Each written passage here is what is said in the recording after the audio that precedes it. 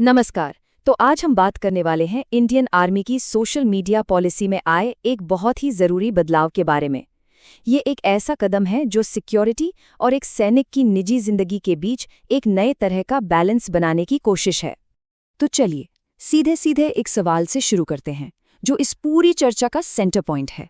क्या आज Indian army का कोई एक्टिव सैनिक इंस्टाग्राम इस्तेमाल कर सकता है? अब इसका जवाब न उतना सीधा है नहीं जितना लगता है, और बस यही आज हम समझेंगे। अच्छा, इस नए बदलाव को ठीक से समझने के लिए पहले थोड़ा पीछे चलते हैं। देखते हैं कि इससे पहले क्या सख्त पॉलिसी लागू थी। तो हुआ ये था कि 2019 में इंडियन आर्मी ने एक काफ़ी सख्त नीति लागू की। इसमें टोटल 89 मोबाइल एप्लीकेशंस को इस्तेमाल करने पर पाबंदी लगा दी गई थी, और इसका सबसे बड़ा कारण बताया गया राष्ट्रीय सुरक्षा। माना ये जा रहा था कि इन प्लेटफॉर्म से जानकारी लीक होने का खतरा है। लेकिन फिर इस सख्त नीति को कोर्ट में चैलेंज किया गया। चलिए देखते हैं कि ये कैसे हुआ। ये मामला सामने तब आया जब एक सेवारत अधिकारी लेफ्टिनेंट कर्नल पीके चौधरी इस निर्देश के खिलाफ कानूनी लड़ाई लड़ने के लिए सीधे दिल्ली उच्च न्यायालय पहुंच गए। अब इस केस में दो बिल्कुल अलग अलग तर्क थे।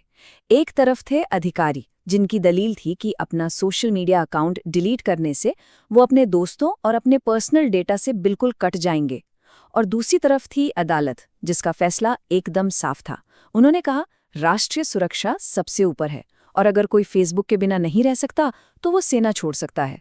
मतलब कोर्ट का रुख इस मामले में बिल्कुल साफ था।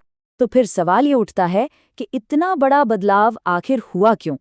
यहीं से हम आते हैं सेना के नेतृत्व की सोच में आए एक बहुत ही महत्वपूर्ण मोड़ पर।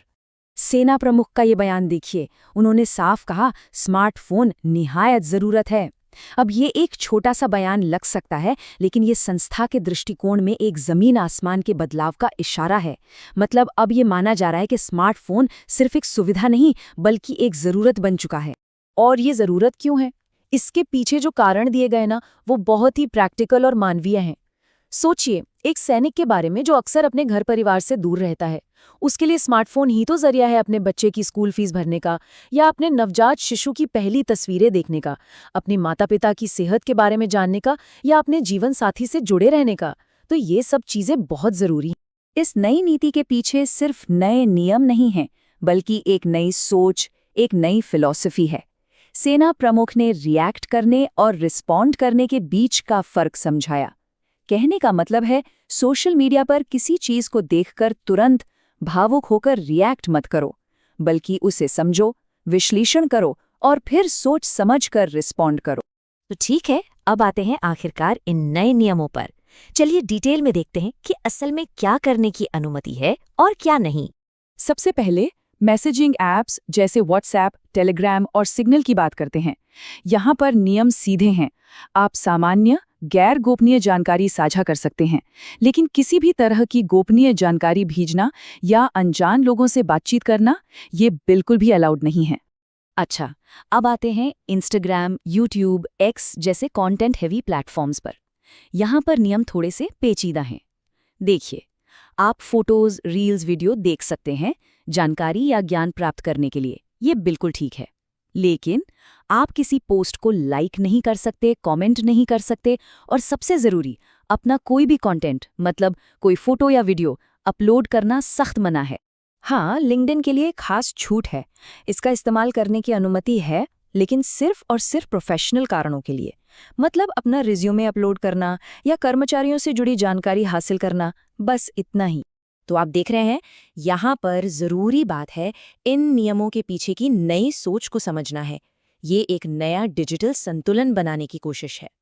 तो इन सब बातों का निचोड़ क्या है? पहली बात, ये नीति एक पूर्ण प्रतिबंध से हटकर सीमित उपयोग की तरफ बढ़ रही है। दूसरी बात, ये मानती है कि स्मार्टफोन एक सैनिक के व्यक्तिगत कल्याण के लिए ज़रूरी है। तीसरी, ये एक सैनिक के उसके परिवार और दोस्तों से जुड़ाव को प्राथमिकता देती है। और आखिर में, ये ऑपरेशनल सुरक्षा को आज की आधुनिक जिंदगी की सच्चाइयों के साथ संतुलित करने की एक कोशिश है। तो आखिर में ये पूरी बात हमें एक बड़े सवाल पर लाकर छोड़ देती है।